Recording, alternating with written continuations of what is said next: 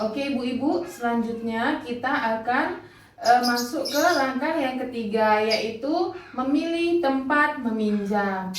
Ibu-ibu, sebelumnya kita harus berhati-hati memilih tempat meminjam. Karena apa? Sekarang ini Bu, banyak sekali perorangan atau lembaga yang menawarkan pinjaman kepada kita, tetapi tidak sesuai dengan kebutuhan kita. Oke, selanjutnya mari kita lihat di flip chart 6 2B ini Bu, yaitu tempat meminjam. Nih di sini Bu, kita bisa melihat tempat-tempat meminjam sesuai dengan sumbernya, prosesnya, perlu jaminan atau tidak, ada batas maksimal atau tidak, ada bunganya atau tidak, atau ada juga periode pengembalian. Yang pertama itu Bu, di tempat saudara atau kerabat dekat Bu, prosesnya itu gimana Bu? Mudah biasanya ya Bu, tetapi Iya, Bu. belum tentu mau meminjamkan. Sebab apa? Karena ada juga saudara kita kadang-kadang yang tidak memiliki uang yang sesuai yang akan kita pinjam, ya kan Bu? Kemudian Iya, Bu. di rentenir atau termasuk bank keliling, ini mudah Bu, tapi harus berhati-hati. Sebab apa? Nanti kita jelaskan berikutnya. Oke, yang ketiga ada kelompok simpan pinjam termasuk PKK, arisan PKH, dan lain-lain. Prosesnya mudah selama uang kas tersedia, ya kan Bu Masna? Iya, Bu. Kemudian yang keempat itu ada koperasi simpan pinjam. Prosesnya cenderung rumit. Sebab apa? Kita harus mengisi formulir dan dokumen yang terlampir. Kemudian ada bank. Kalau di bank ini Bu, biasanya Bu kita apa Bu? Rumit ya kan Bu? Iya, Bu. Prosesnya karena apa? Kita harus Ngantri mengisi lagi, Bu. formulir, melampirkan dokumen, proses penilaiannya lebih ketat dia. Karena kalau di bank tuh biasanya kalau tidak ada jaminan, dia nggak mau, atau dia biasanya itu yang punya usaha atau memang yang barang yang digadaikannya itu memang sesuai dengan yang mau kita pinjam. Oke. Selanjutnya perlu jaminan atau enggak ini Bu? Nih, kalau misalnya di saudara atau kerabat dekat biasanya kita tidak perlu jaminan ya Bu. Kemudian kalau di rentenir nggak perlu, kecuali kita mau pinjam yang banyak. Contohnya kita mau pinjam untuk 5 juta untuk modal usaha. Setidaknya harus ada yang kita apa tadi namanya? Kita jaminkan sama rentenir tersebut. Kemudian yang ketiga itu pada kelompok arisan kelompok simpan pinjam termasuk PKK, arisan dan PKH dan lain-lain itu tidak perlu dia jaminan. Kemudian kalau di koperasi simpan pinjam perlu umumnya tanah atau kendaraan bermotor ya kalau kita punya, ya kan Bu. Kemudian kalau di bank perlu umumnya itu tanah, rumah, kendaraan bermotor, sama dia dengan koperasi simpan pinjam ya Bu ya. Makanya tadi saya bilang kalau di bank dia agak rumit dia prosesnya. Kemudian untuk yang ada batas maksimal pinjaman. Kalau di saudara pastinya ada ya Bu, tergantung sama kemampuan saudara kita. Kalau kita meminjam duitnya 1 juta, sementara saudara kita hanya punya uang 500.000, ya kan Bu? Jadi dia ya terbatas lah Bu. Kemudian kalau di rentenir yang nggak ada Bu batas maksimalnya kita mau minjam. Sebab apa? Sebab di rentenir itu suku bunga apa namanya, stok mereka banyak, tapi suku bunga mereka atau ya suku bunga mereka itu tinggi biasanya Bu.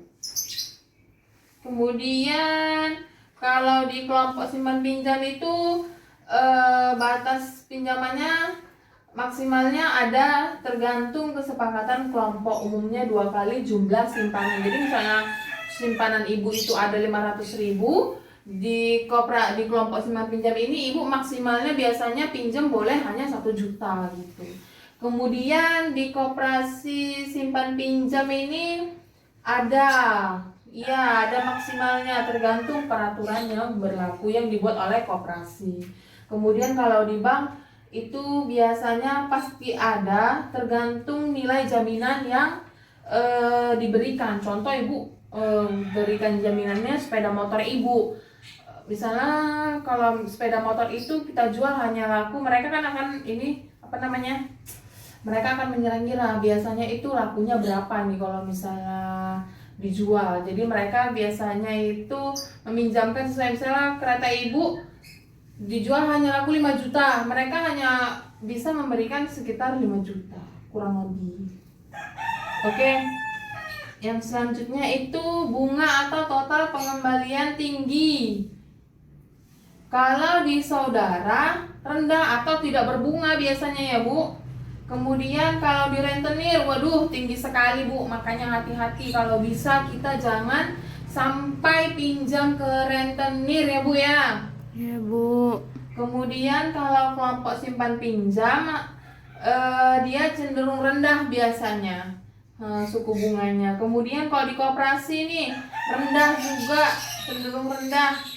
Kalau di bank biasanya juga tinggi, tapi tidak setinggi di rentenir. Rentenir memang mengerikan sekali ya Bu, makanya kita jangan sampai ke rentenir kalau pinjam.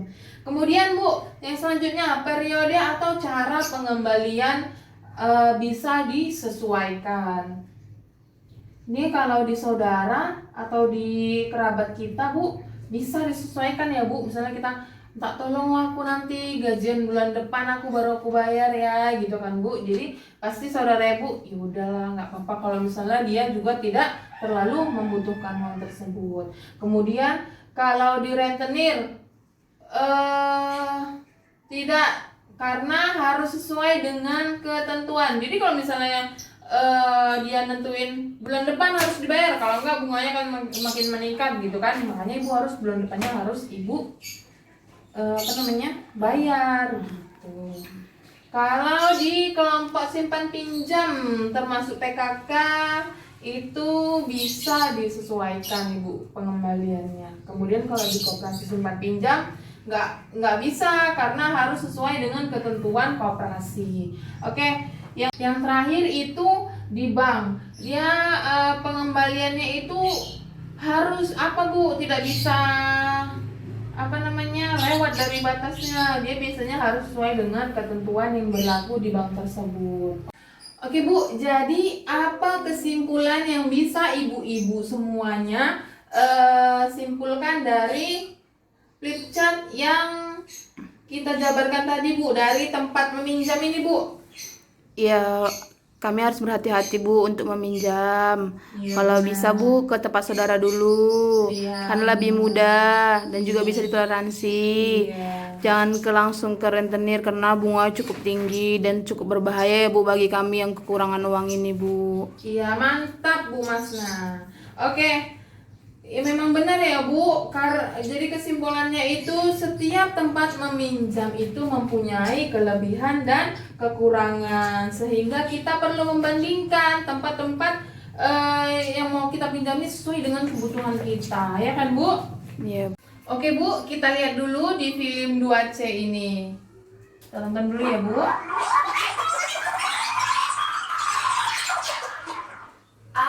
Ibu ingat, di pelatihan kami kan pernah diajari tentang cara mengelola pinjaman.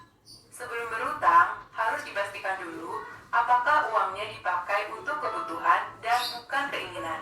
Apakah ada cara lain agar kita tidak perlu berutang? Apakah kita mampu membayarnya kembali nanti?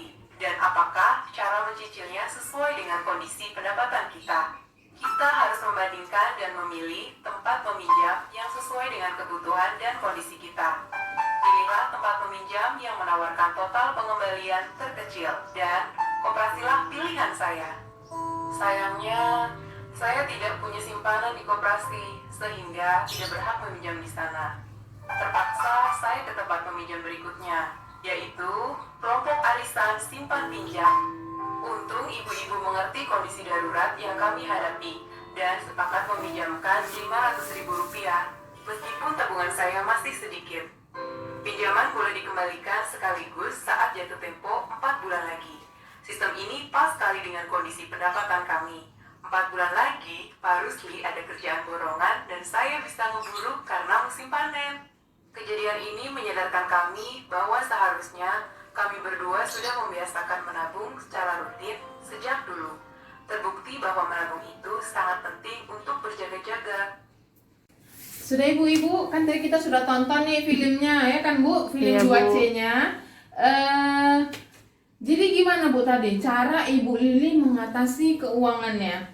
Pinjam ke kelompok arisan Bu, karena ada sedikit di situ Ibu Lili menyimpan uang. Iya kan Bu ya. Alhamdulillahnya Bu, Ibu Lili ikut kelompok arisan, kemudian adalah tabungannya sedikit di situ, dan kelompok arisannya ini sepakat untuk meminjamkan uang kepada Ibu Lili. Alhamdulillah.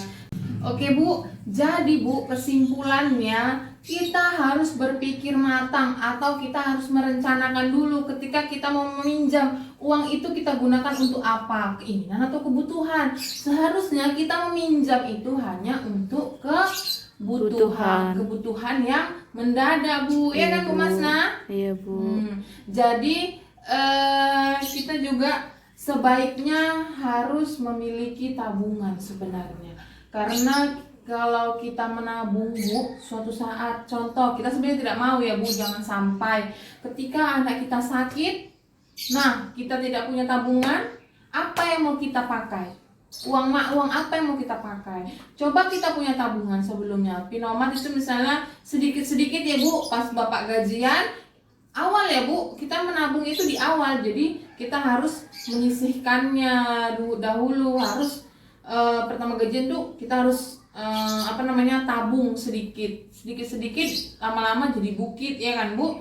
Jadi tadi ya Bu, kita harus merencanakannya. Tadi kan di film juga dibilang, untung aja ada kelompok arisan yang mau meminjamkan, kemudian pengembaliannya pun bulan berapa tadi ya Bu? Bulan 4, depan Bu. ya, bulan depan. Pak Rusli untung aja ada borongan pekerjaan bangunan Bu, kalau tidak ada gimana? Makanya tadi karena ada borongan Pak Rusli, insya Allah mudah-mudahan Bu Lili bisa membayar hutangnya nanti. Oke Bu, sampai di sini ada yang mau ditanyakan? Tidak Bu. Ada yang mau didiskusikan lagi Bu? Tidak Bu, pasti. Oke, kalau gitu sampai di sini pertemuan kelompok kita bulan ini. Kalau ada salah-salah kata, saya mohon maaf. Saya akhiri. Wassalamualaikum warahmatullahi wabarakatuh. Waalaikumsalam warahmatullahi wabarakatuh.